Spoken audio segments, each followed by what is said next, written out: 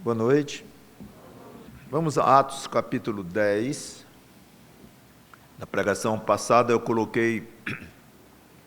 falei que Pedro iria voltar à cena rapidamente, depois de ter tomado todo o início da narrativa do livro de Atos. Depois entrou Paulo com a sua conversão e o início do ministério.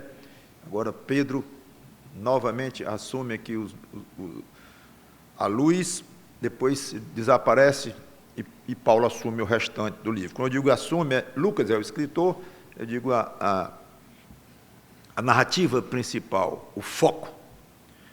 Então aqui vamos a Pedro, novamente, Atos capítulo 10, versículo 1,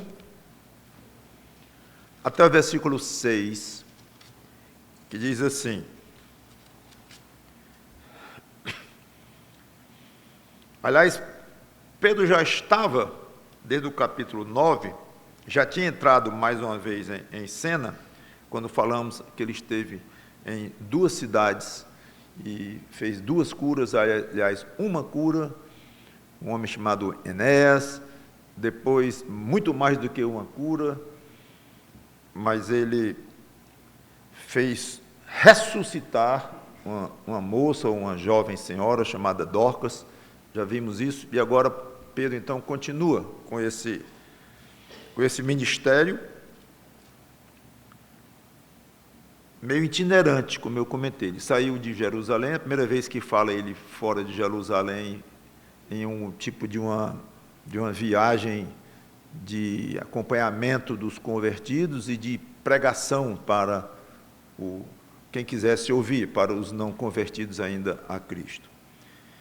Então morava em Cesareia um homem de nome Cornélio, centurião da coorte chamada Italiana, piedoso e temente a Deus com toda a sua casa, e que fazia muitas esmolas ao povo e de contínuo orava a Deus.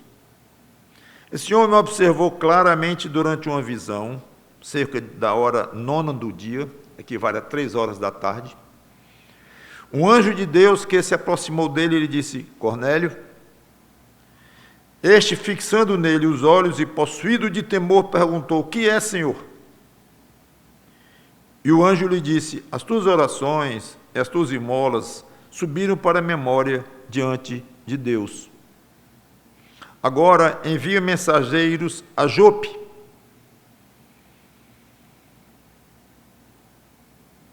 e manda chamar Simão, que tem por sobrenome Pedro.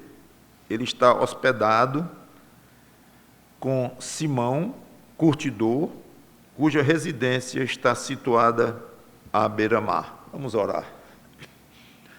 Santo Deus, nosso bom Pai, ajuda-nos na exposição desta pregação, tanto a mim que faz a exposição, quanto os irmãos que ouvem a exposição, todos aprendendo da Tua palavra. E que, de fato, nos enriqueçamos em Cristo, com o que vai ser dito aqui, nós que já somos enriquecidos com a salvação em Cristo, e toca pessoas que porventura estejam em nosso meio, que vão ver esta pregação, toca corações para que se convertam a Jesus Cristo. É em nome dele que te pedimos e agradecemos. Amém.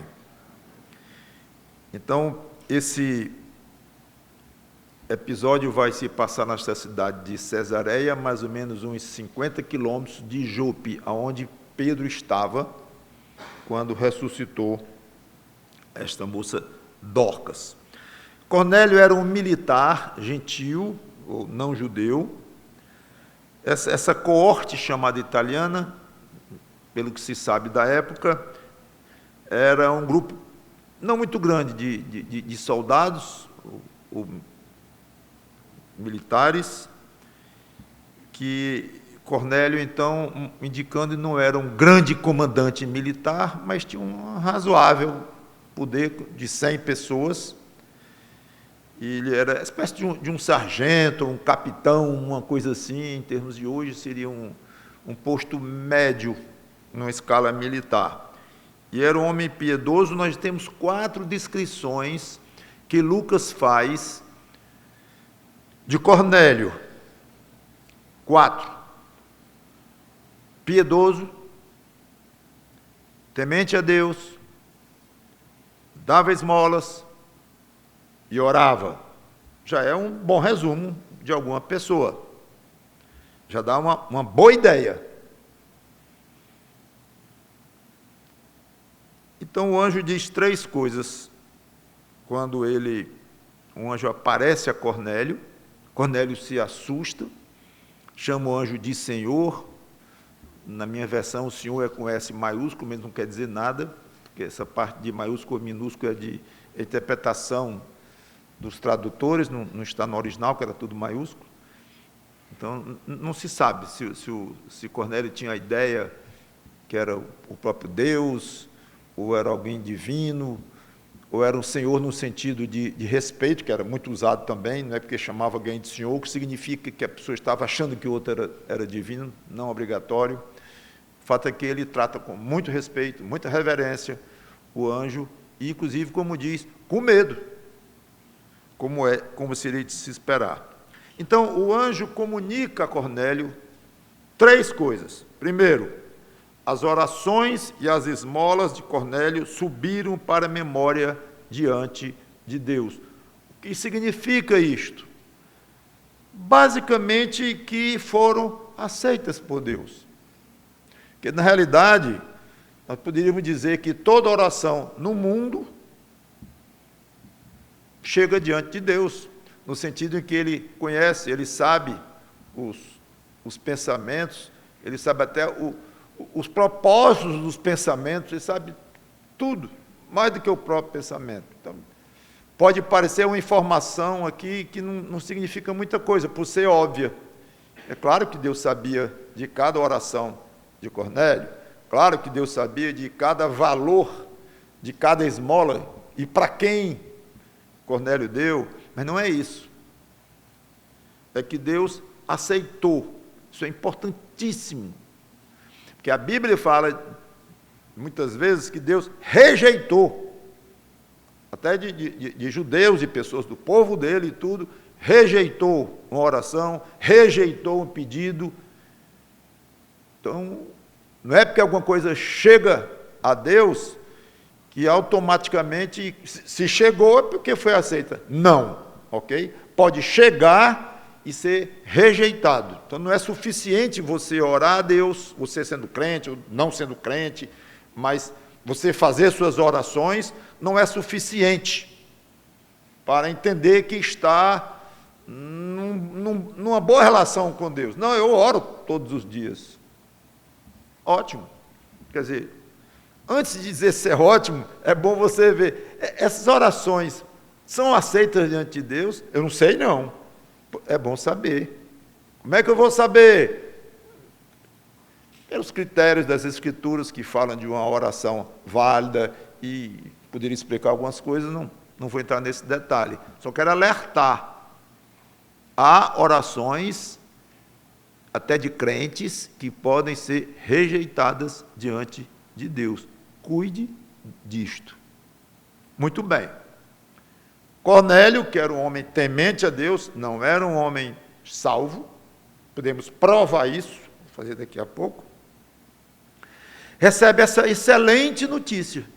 Excelente notícia.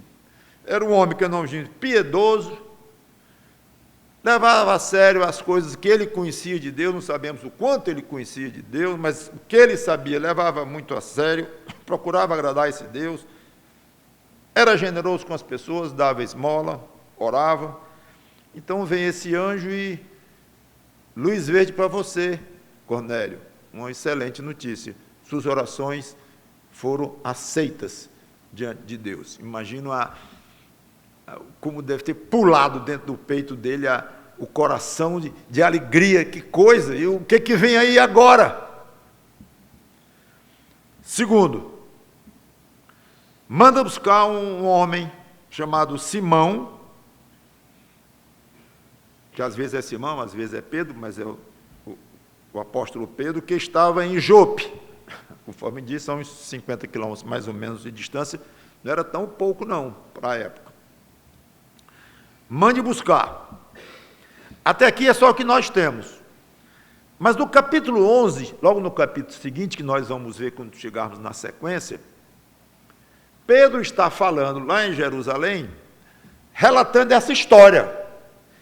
E ao passar por esse momento aqui, ele fala, quando Cornélio explicou para Pedro o que tinha acontecido, aí nós temos uma informação a mais, valiosíssima.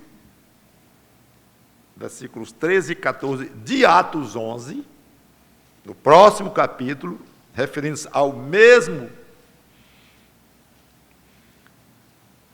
encontro.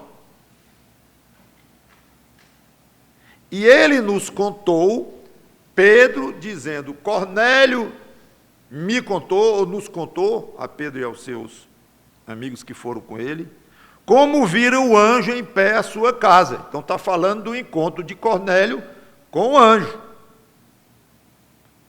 E que ele dissera, o anjo disse a Cornélio, envia a Jope e manda chamar Simão por sobrenome Pedro. Nenhuma novidade, porque isso já está no capítulo 10.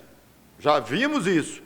Mas olha o 14, o qual, Pedro, né, te dirá palavras mediante as quais serás salvo, tu e tua casa. Cornélio não era um homem salvo até aquele momento. Por isso que eu gosto de enfatizar, quando eu falo desta passagem, que esta informação é riquíssima para nós. É curioso como há personagens que há 2000 anos se discute se eram salvos ou não. Saul, o rei Saul era salvo. No outro dia eu ouvi uma discussão entre pastores americanos recente, escritores e tal, e alguém estava respondendo perguntas no auditório, e alguém perguntou, o rei Saul era salvo? Aí fui para lá, fui para cá, e eu quero ver o que eles vão dizer aqui. Aí um dizia uma coisa, para lá e para cá e tal. Quanto mais importante, mais cuidadoso fica ao falar, né? Isso aqui, aí mas sabe qual é o resumo? Não sabiam. Porque se alguém dissesse com toda segurança, já ia ser ruim. Porque como é que em 2000 anos ninguém sabe, a ponto do irmãozinho, da irmãzinha lá ter feito a pergunta por escrito, para chegar até eles lá no palco, como é que há 2000 anos não se sabe, aí vem ele e vai dizer com toda segurança, pá, é assim. Não, não é. Mas é curioso, como tem personagens largamente comentados nas Escrituras. Salomão é outro que há uma certa, assim, a tendência a achar que Salomão era um homem salvo, sim, mas há discussões sobre. Aí vem Cornélio, que aparece aqui, desaparece num instante, aí a Bíblia diz assim, esse não era salvo, dando uma informação valiosíssima para qualquer época em que a Bíblia for pregada. Ou seja, ser piedoso, ser temente a Deus, não significa ser salvo. Ser generoso, praticar boas obras, dar esmolas, fazer orações aceitáveis a Deus, não significa ser salvo em Cristo. Esta é uma grande verdade que nós tiramos daqui. Talvez a mais importante deste texto todo aqui, e uma das mais importantes do Novo Testamento, quando o assunto é avaliar pessoas, não é julgar o coração, que nós somos proibidos de julgar corações, mas avaliar comportamentos, nós somos autorizados a julgar e devemos julgar inclusive, com base em comportamentos, com base em coerência ou incoerência que a pessoa diz e o que faz e tudo, isso aí nós temos, mas temos a autorização de fazer. Mas é muito comum pessoas que se parecem muito com crentes, mas cujo comportamento ou cuja confissão de fé, cuja vida tem algo que arranha dentro de um quadro mais completo de como deveria se comportar um crente, de fato. Então, aqui está uma pista muito boa, porque ele diz assim, não vá tirar suas conclusões com base em se ele é piedoso. Conhece a Bíblia, procura honrar a Bíblia com um comportamento correto. Piedoso é uma palavra forte, no bom sentido. E Cornélio foi chamado de piedoso. Não conte com isso como uma prova. Não, mas ele dá esmolas. Não conte com isso. Ele tem boas obras para mostrar a fé que ele tem. Não conte com isso. Certo que uma fé verdadeira vai implicar em boas obras, mas boas obras não significa que tem por trás obrigatoriamente uma fé. Não, mas ele é homem de oração, ou uma mulher de oração. Não conte com isso. É muito interessante. Ou talvez dizendo assim, não conte só com isso. Dizendo ainda de uma outra forma, vá atrás de outras coisas, vá atrás, procure outros sinais. E a grande, eu acho, um grande segredo para avaliar isso é a vida cristã como um todo da pessoa. E algo que hoje em dia talvez não seja nem muito popular, ou comum, ou popular, por causa da internet, dos online e tudo mais, é a questão de frequência pessoal numa igreja. Envolvimento. A palavra frequência, toda vez que eu uso, eu não gosto. Não é frequência. Porque você pode se frequentar um teatro, um cinema, um encontro social, um show de música clássica, uma apresentação de música clássica, ou sei lá. Mas não é frequentar, é se envolver, fazer parte de, uma parte orgânica, como um corpo, no qual os membros são parte orgânicas, eles trabalham. Um membro não só frequenta um corpo. Um membro trabalha no corpo. Um dedo, ele serve no corpo. O olho, ele tem a sua função de trabalho. É muito mais do que frequentar. Então, só uma frequência, se fosse uma frequência mesmo muito firme, já não seria, ainda seria muito pobre. Muito pobre. Eu frequento a igreja, não falta um culto de ano, começo do ano até o final. Ótimo. Qual é o seu envolvimento lá? Não, eu frequento. Não é suficiente. De hipótese alguma. Qual o seu envolvimento lá? Uma vez eu perguntei a uma pessoa que frequentava uma igreja enorme, que dessas na moda. Enorme. Ah, você frequenta? Frequento, pastor. Então, beleza. Você é membro lá desde quando? É o quê? Membro. Lá desde quando? Membro? Aí eu vi que estava falando grego para ele. Não, eu toco lá. Ah, você toca lá, entendi. Mas a sua membresia mesmo? Não entendeu. Aí eu mudei de assunto. Ou seja, não era hora de falar nisso, mas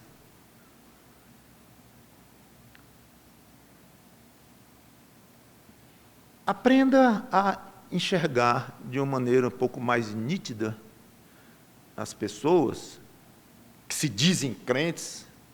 Não é para você ficar, isso aqui é, isso aqui não é, isso aqui é, isso aqui não é. Não é essa atitude. Você vê isso aqui? Não existe isso. E para quê? Porque a escolha, a seleção de pessoas com as quais você vai lidar, você vai se envolver, você vai entregar o coração para ser amigo ou amiga daquela pessoa, tem tudo a ver.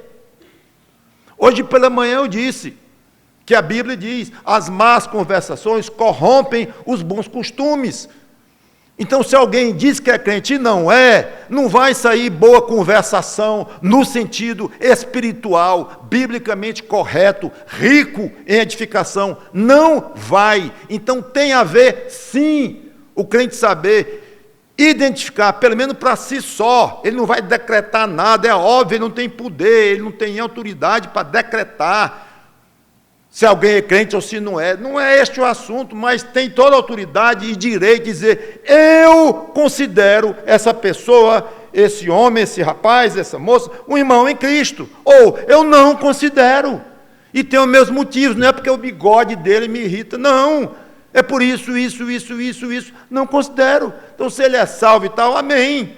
Mas eu vou envolver meu tempo, minhas conversações, com pessoas com as quais eu me sinto mais confortável em identificá-la com alguém que realmente conheceu Cristo, através de um arrependimento, de uma conversão, e hoje é uma habitação do Espírito Santo. Nós temos esse direito.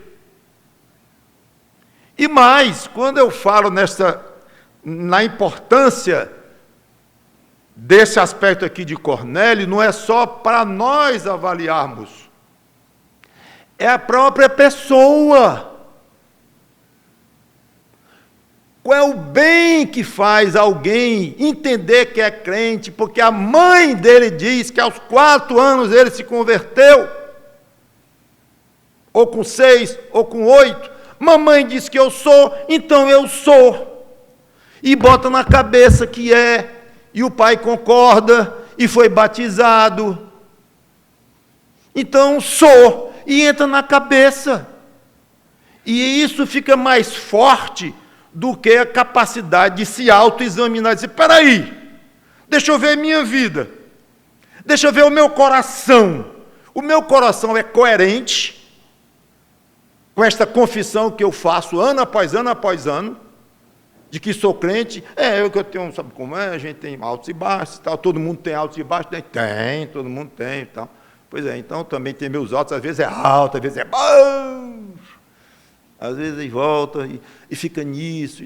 Examine-se, porque, repito, não faz bem nenhum a você se achar que é um filho de Deus e não ser. Você vai para o inferno achando que é filho de Deus, se não for de fato. Está vendo o perigo disso aí? Fica aí a lição deste trecho com relação a Cornélio. Cornélio não era salvo. Segunda lição valiosa aqui. Apesar de não salvar, boas obras, orações, chegam até a presença de Deus, já comentei, e todas as orações, todas as obras boas, até as más, chegam na presença de Deus, de uma maneira geral, mas no sentido aqui de agradar. Então elas podem chegar até Deus, agradar a Deus, ser aceitas por Deus, e provocar em Deus uma ação salvadora. E aí já é misterioso. Toda vez que se fala em salvação, entramos em terreno misterioso, porque envolve o divino e o humano. Sempre o divino tendo a prioridade, a providência, como vamos ver inclusive aqui, é de Deus, a iniciativa é de Deus, o poder é de Deus, mas ele não o faz de uma maneira mecânica, como se faria com um robô, liga algum fusível lá e acontece alguma coisa. Não é assim. Tem uma participação humana. Aí vem, não, mas é passiva, não é tão passiva. Não vou entrar nessa discussão, porque é mais passiva do que não, mas é uma passividade que envolve uma atividade. Então é complicado e não adianta rotular muito essas coisas. Qualquer dia talvez eu explique isso melhor. Mas seja como for, nós vemos aqui que as orações e as boas obras de Cornélio provocaram o coração de Deus, mexeram no coração de Deus, a ponto de Deus mandar um anjo: Cornélio, mande chamar um homem chamado Simão Pedro, que está a 50 quilômetros daqui. Mande chamá-lo, porque ele vai falar umas coisas para você que vai lhe levar à salvação. É importante este aspecto de que é como se Deus estivesse reagindo às orações e às boas obras de Cornélio. Muito curioso isso. Claro que fica a pergunta, e aqui nós não vamos aprofundar. E se Cornélio não tivesse feito nada disto? Nem orado, nem feito boas obras? Deus iria ficar parado? Vamos deixar com Deus isso? E vamos lembrar que é Deus quem elege, a eleição vem de Deus, e as providências para levar cada um, você, eu, cada um de nós, ao arrependimento, à fé, as providências dele são individuais para cada um de nós, usando o poder, a santidade, a retidão, tudo dele. Então, deixemos com ele esse tipo de pergunta que não leva a muita coisa. Não, se Cornélio não tivesse... O fato é que Cornélio fez isto. É fato? É. E Deus reagiu daquela forma. É fato? É. Então, aprenda como lição. E diga para alguém que está interessado em ouvir o Evangelho, você tem orado? Não sei orar direito. Experimente orar a Deus. E adianta eu ouvir dizer que Deus nem ouve as orações de quem não é crente? Ouve, até de quem não é, quer dizer, até de quem é extremamente hostil a Ele, até a oração que ofende, Ele ouve tudo. Mas Ele pode até aceitar também sua oração. Aceitar minha oração? Eu não tenho relação nenhuma com Deus. Eu vou ser muito franco. Eu não sei nem se Deus existe. Show! Excelente oportunidade de você testar. Não, então o senhor me prova que Deus existe, pastor. Eu provo nada. Como é que eu posso provar aqui que Deus existe? Eu mantenho minha vida. Não vale. Não provo. Mas vamos fazer o seguinte, faça um teste. Ore a Deus. Estou dizendo que eu não acredito que Deus existe. Pois bem, então diga, ó Deus, se tu existes, me ouve e me mostra. Se tu não existe, não me ouve, porque o que não existe não vai ouvir. Eu já aconselhei pessoas não crentes que quiseram conversar o Evangelho desta forma. Não tem problema você não crer que Deus existe, não ter certeza que Deus nem existe. Isso não é impedimento para você orar e conversar com Ele, porque se Ele existe, Ele vai ouvir e vai atender da maneira como Ele quiser. Se Ele não existe, você não perdeu muita coisa. Então, logicamente, é razoável esse tipo de evangelismo. Tudo bem. Boas obras não salvam, orações não salvam, mas podem provocar uma ação salvadora da parte de Deus. Quando você vê um crente, estiver conversando com ele, você pode pensar assim, eita, aqui pode ser um Cornélio. E eu posso ser um Pedro para ele. Sei. Terceira lição, Deus providencia meios para levar à salvação a quem Ele quer. Ele quis levar a salvação a Cornélio e à casa de Cornélio. E vamos ver na história que ele levou. E o índio?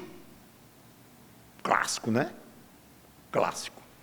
No meio da selva não tem Pedro, não tem Paulo, não tem... No meio da selva, muita cobra.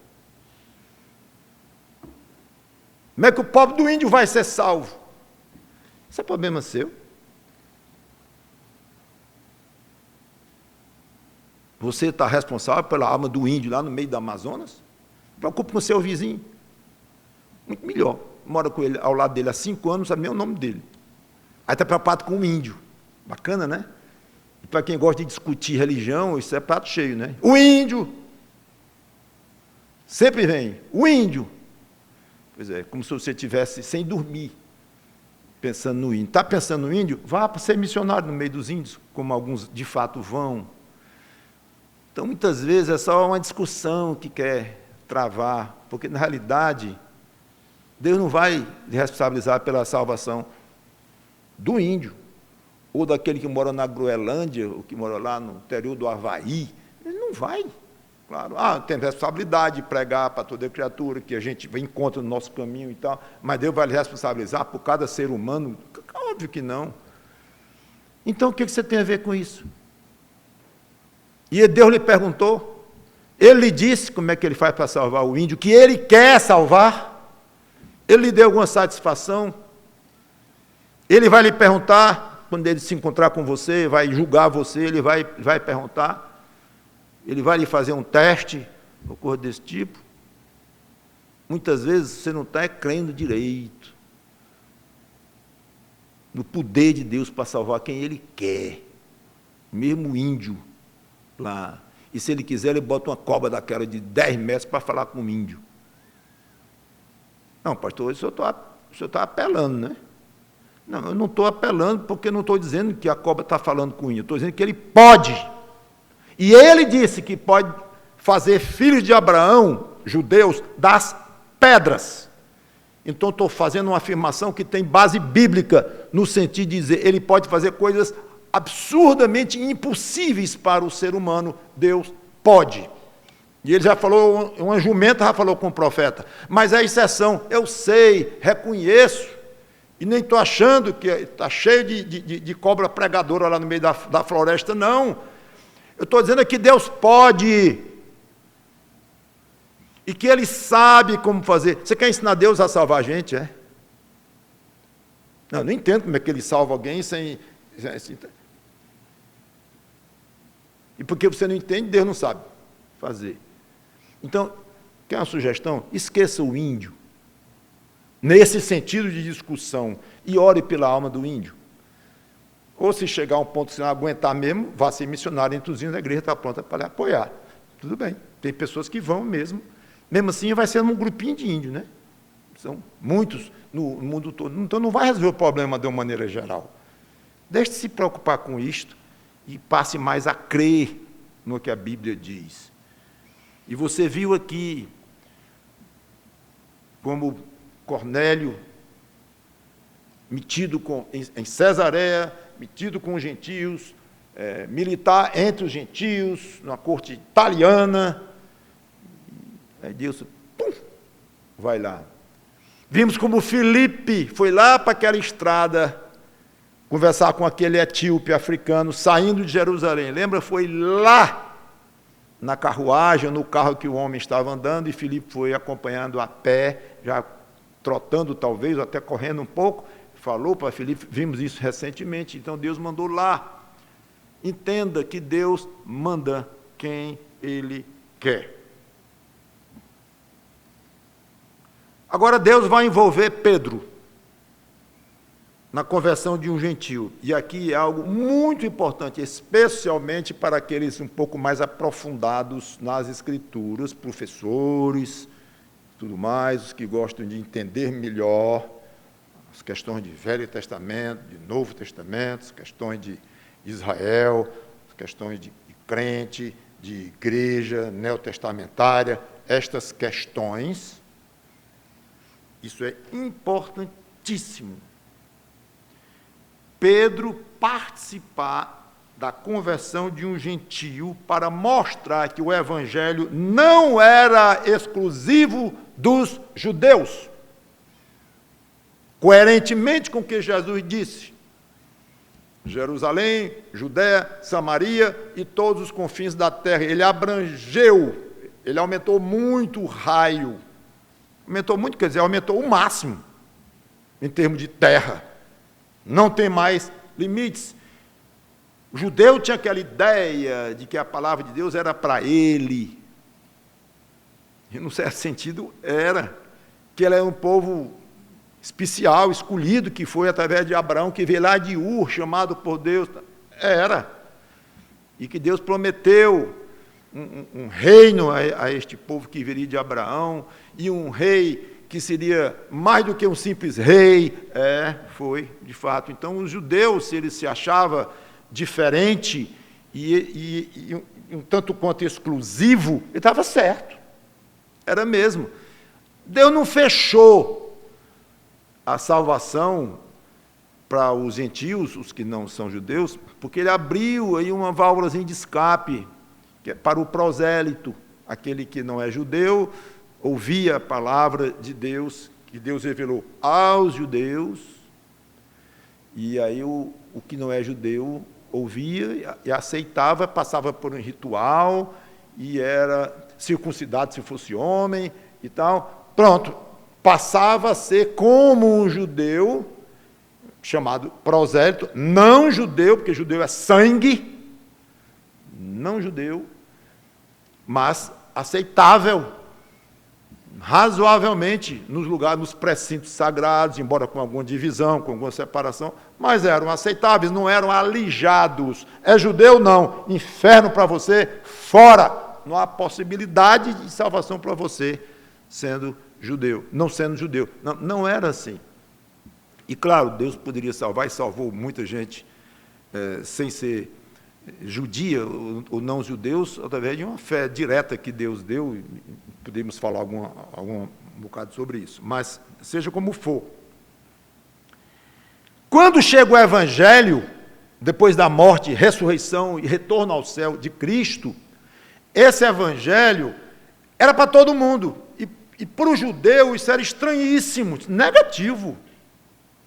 Negativo. E era um dos pontos que eles mais usavam para rejeitar esse Jesus de Nazaré. Ele veio rompendo tudo, veio numa contramão. Quer dizer que agora, cadê o nosso papel de judeus e tão especial? Agora é para todo mundo a salvação. Coisa sem graça. E a nossa posição distinta deles. Tem mais não. Para efeito de ouvir o Evangelho, as boas novas da salvação e aplicar a obra de Cristo, especialmente de morrer pelo pecador, aplicar para a própria vida e aceitar, arrepender-se e aceitar, tem mais não. Pode ser judeu, pode não ser. Isso foi dificílimo para o judeu aceitar.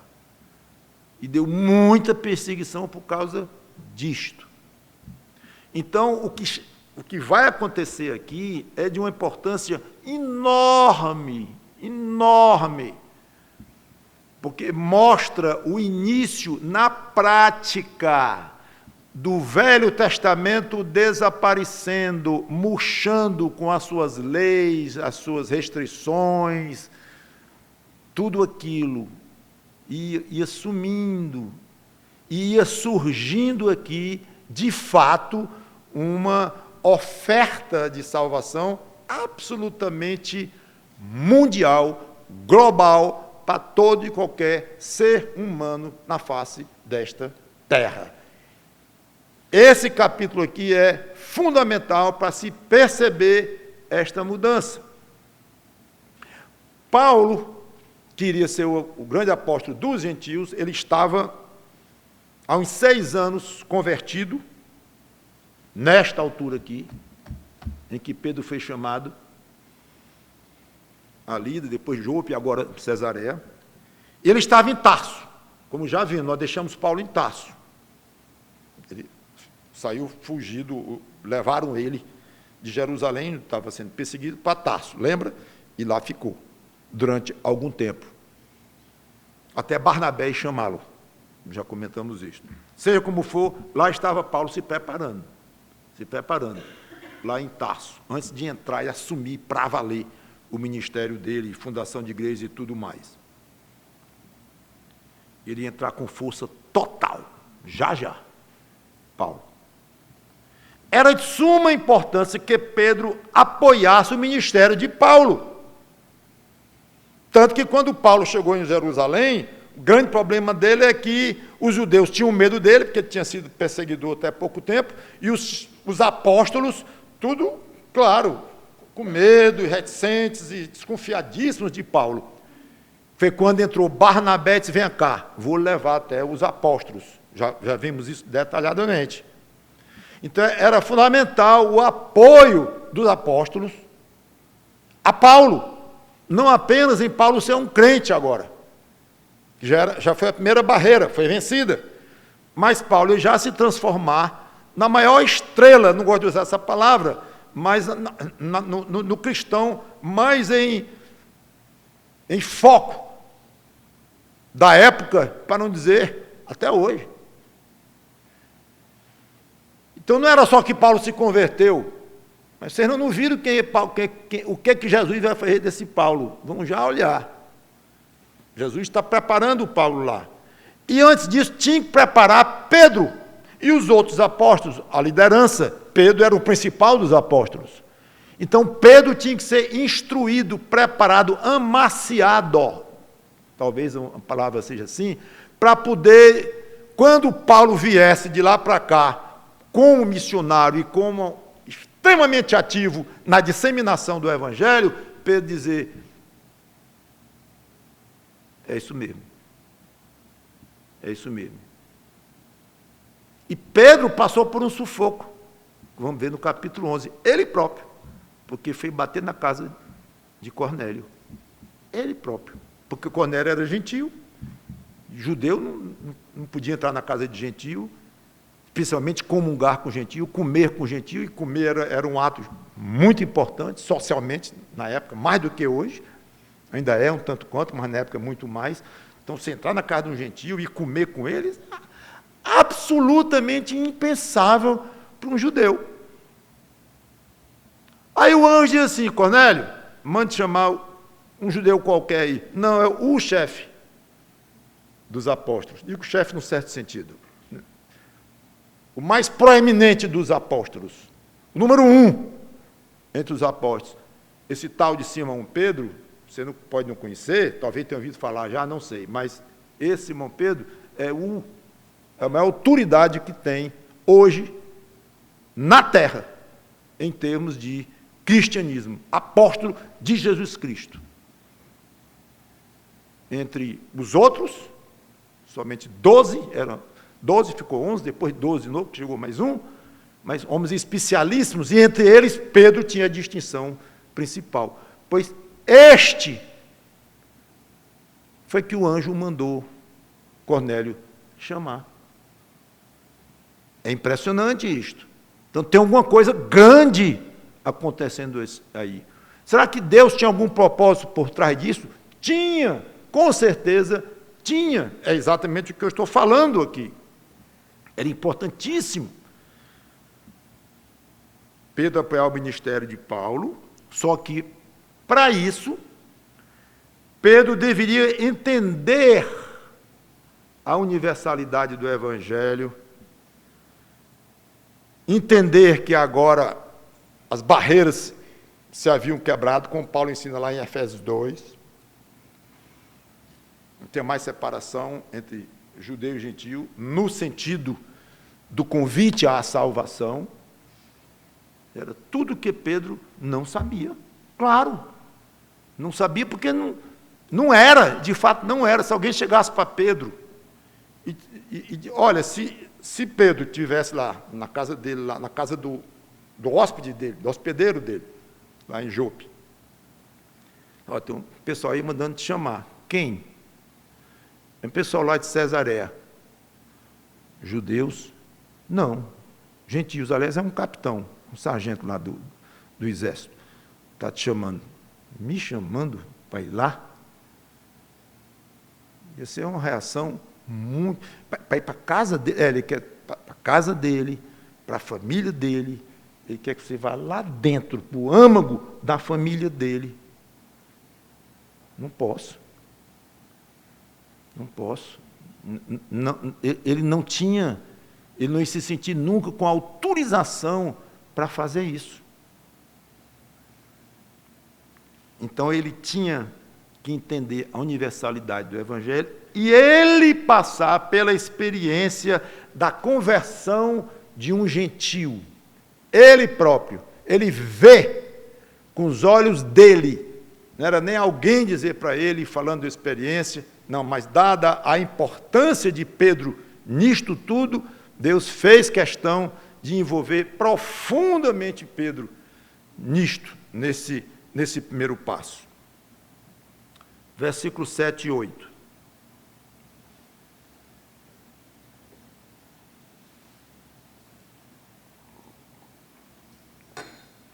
Logo que se retirou o anjo que lhe falava, chamou 2 dos seus domésticos, quer dizer, Cornélio, né?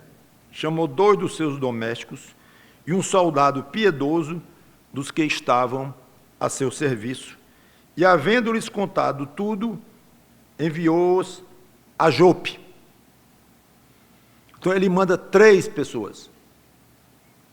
2 empregados pessoais, que a Bíblia chama aqui de domésticos, e manda um militar, talvez para a proteção dos outros 2, não sei se para pesar um pouco sobre Pedro, a chamada, que era alguém que tinha uma certa autoridade, não sei. O que eu sei é o seguinte, que a Bíblia nos diz, é que esse soldado era piedoso. Não diz que os domésticos eram piedosos, talvez até fossem mais do que o soldado, não sei. Mas a Bíblia faz questão de dizer que o soldado era piedoso, mostrando que não era só Cornélio ali, e nem a família de Cornélio que estava interessado nas coisas de Deus, em ouvir mais, em de alguma forma se acertar com esse Deus. Não, era um militar lá, que fazia parte da corte, certamente da coorte, como chama, certamente subordinado a Cornélio, tanto que recebeu ordens de Cornélio, talvez um soldado raso, uma coisa assim. Mas era piedoso, mostrando que Cornélio conhecia o soldado, sabia que era, escolheu pensando nisto já, considerando este fato, independentemente do motivo de ser um militar, mas o fato de ser piedoso, acho bastante significativo, que mostra que Cornélio é como se não tivesse sido assim, pensado como um espécime raríssimo lá de Cesareia. Não. Primeiro porque tinha a própria família dele, como já falei, mas agora ele fala de um soldado que era piedoso. Dos pretensos, 100, como se acha que era em torno de 100. Será que, além deste um, tinham mais uns 5, mais uns 10? Não sabemos. Mas que havia já uma certa abertura de coração para Cristo, mesmo eles sem saberem exatamente o que estava faltando, sem saberem quem era Jesus Cristo, sem saberem praticamente nada, não sabiam, mas estavam abertos. Eu vou encerrar aqui, a história continua e eu continuo na próxima semana. Quantas pessoas estão abertas, prontas para uma colheita e você não sabe? Não sabe. Eu sei que a resistência do mundo ao Evangelho, ao Senhor Jesus Cristo, e essa confusão hoje de evangélicos que confunde muita gente, isso desanima e tira um pouco aquele ímpeto que a gente tem de colher alguém para Cristo. Até porque, é curioso isso, alguns anos atrás eu me lembro que um dos locais, das pessoas bem que você podia pensar em pregar o Evangelho, era, por exemplo, quando você pegava um táxi. Era comum. E a gente via testemunho de pessoas. Eu andei num táxi hoje, eu conversei com um motorista, e eu com o taxista, e falei isso, falei aquilo. Geralmente era um ponto, era um grupo. E como a minoria era identificada como crente em Jesus Cristo, de fato, poucos, olhando, 20, 30 anos atrás, era pouco. Então, geralmente, era uma boa seara para você tentar ali colher alguma coisa. Hoje em dia, entre em qualquer Uber ou táxi ou coisa assim, né? Já vai ver uma música evangélica alto, tocando muito provavelmente, Bíblia ali na frente, e um adesivo, e já muito, muito disseminado, muito. Então, você que pensaria em levar o Evangelho, fica assim, já não fica tão animado a isso. Não, mas então fala de Cristo para ele. Aí vai falar de Cristo para ele. Falou, irmão? Epa. Eu sou da igreja também, tá? Também sou. Qual a igreja? Lá vem um nome que você nunca ouviu nem falar, muitas vezes. Igreja tal. Conhece a pastora tal? Pois é, aceitei Jesus. O senhor é pastor? Sou. Pois é, eu também sou evangélico. Aí, peraí, eu vou evangelizar, eu vou brigar com ele, né? Porque, rapaz, você é evangélico, mas eu não sou, não. Como? Vai dar confusão. Confusão, eu digo, não vai haver um entendimento muito. Os quarteirões rodando, né? Você está chegando já lá, e fica uma conversa complexa. É interessante isso, é um fenômeno. Pode parecer engraçado, interessante, humorístico, mas não é bem assim, não. É sério. Você, de repente, fica sem seara, sem campo. Porque todo mundo você vai falar, já conhece Jesus, de acordo com as palavras dele. Aí você vai dizer assim, conhece não, meus amigos? Como é? E com que base eu disse que eu não conheço? Ou então, será que você conhece mesmo? Está duvidando? Ou será que é o senhor que não conhece? É estranho. Muito diferente de você chegar e dizer que Jesus Cristo salva. Jesus, eu também sou cristão. Como? Geralmente a resposta era, eu sou católico. Aí tinha um campo. Porque há uma diferença grande, realmente, até para você começar a falar do Evangelho.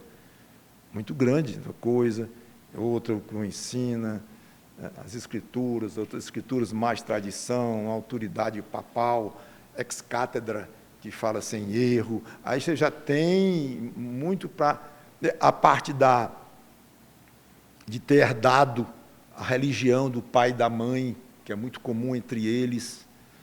Você pode chegar e dizer, olha, não é uma coisa que vem da sua mãe, dos seus avós e tal, tem que ser uma coisa pessoal. Era outra coisa, não sei se vocês tiveram muita experiência, muitos aqui são bem novos, né? Mas era outra coisa.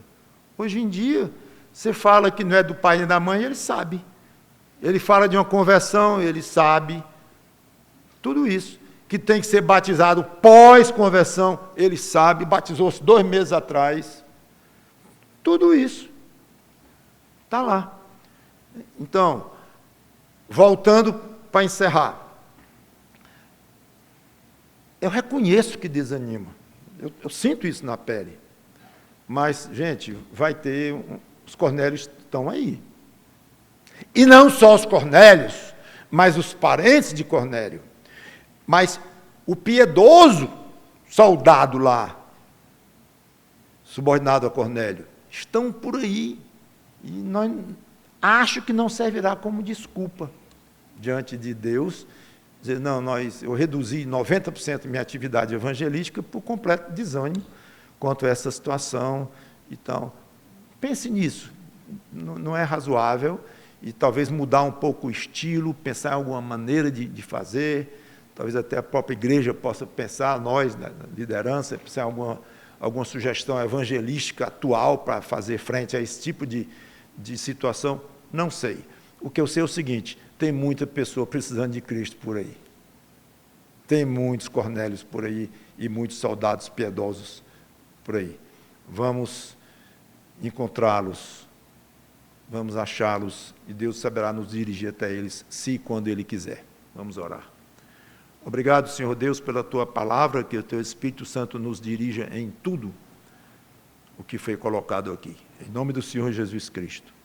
Amém.